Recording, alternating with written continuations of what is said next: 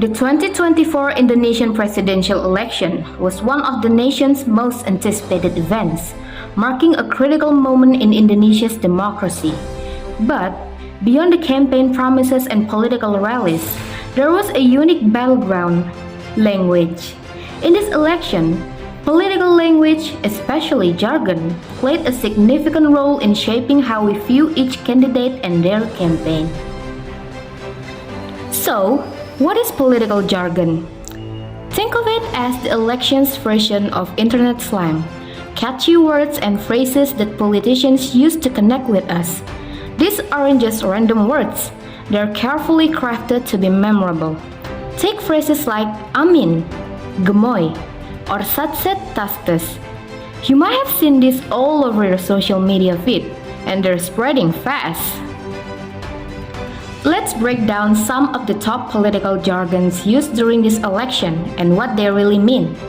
Each one had a unique purpose, designed to resonate with specific ideas or qualities that the candidates wanted to project. Starting with Amin. This term is more than an acronym for the candidates Anies and Muhaimin. It is also a word commonly used in prayers, carrying a sense of faith and hope. Using Amin as a campaign phrase made the candidate's image feel both familiar and trustworthy, tying them to a shared sense of optimism and unity. Then there's Gemoy, which means adorable or cute.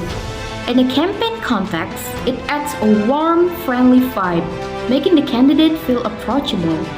For younger voters, especially, it gives a sense that the candidate understood a lighter, playful side of communication. Next is Slepet, an informal term that means quick or swift action. Politically, it represented a campaign style that's bold and direct, implying the candidate wouldn't waste time or hesitate. It was a message of decisiveness. Salam Tiga Jari, or the three-finger salute, was a recognizable symbol of support for a specific candidate. People would use this greeting as a show of unity and belonging, creating a visible sign of loyalty that helped build a strong group identity among supporters. Salam Perubahan, or Salutation for Change, was a direct call for transformation. It invited people to support the candidate's vision for a new direction, making it a symbol of hope and a fresh start that resonated with those desiring change. Now, rugi dong, yang bener aja, is an informal phrase meaning something like, it's your loss, come on, be reasonable. It was often used to question or criticize policies that felt unfair, and its humor added a light-hearted but pointed critique of the status quo. Satset Tastes has a rhythm that mimics quick movement sounds, creating an image of a leader who's responsive and always in action. This phrase represented speed and readiness, reinforcing the idea of a candidate who's not just promising but actively doing.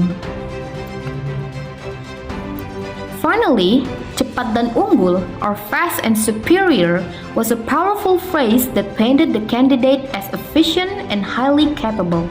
It highlighted a commitment to both quality and speed, implying that this candidate could take swift, effective action when needed. Each of these phrases did more than just sound catchy. They were crafted to project specific qualities, helping voters relate to candidates on a deeper level. So, why does political jargon matter in the first place? These words aren't just catchy, they're a tool for influence. First, they stick with us, making a candidate or campaign more memorable. Think about Gemoy. Its light and friendly tone made it fun and easy to share. Second, jargon creates a sense of belonging. By using phrases like Amin, supporters felt part of something bigger. And finally, these terms spark conversations. A simple phrase like rugi dong, yang bener aja, got people talking, sharing, and engaging online, spreading the candidate's message far and wide. But jargon doesn't stop at being memorable. It serves specific functions in campaigns. First, it simplifies complex ideas. For example, Cepat dan unggul condensed the candidate's vision for efficiency and excellence into two easy words. Second, it builds identity and solidarity. Words like Amin become rallying cries, uniting supporters under one message. Third, it reinforced narratives. A phrase like Satset Tastes painted the image of a fast, decisive leader. And finally, it amplifies social media appeal. Phrases that are short and catchy, like rugi dong, yang bener aja, thrive in the fast-paced world for online sharing. But, what made these phrases viral? Several factors worked together. First, social media played a huge role, spreading jargon quickly through platforms like Instagram, TikTok, and Twitter. Second, the use of simple and engaging language, like gemoy, made these words easy to remember and fun to share. Third, the timing mattered. Terms like salam perubahan resonated because they aligned with the public's desire for change.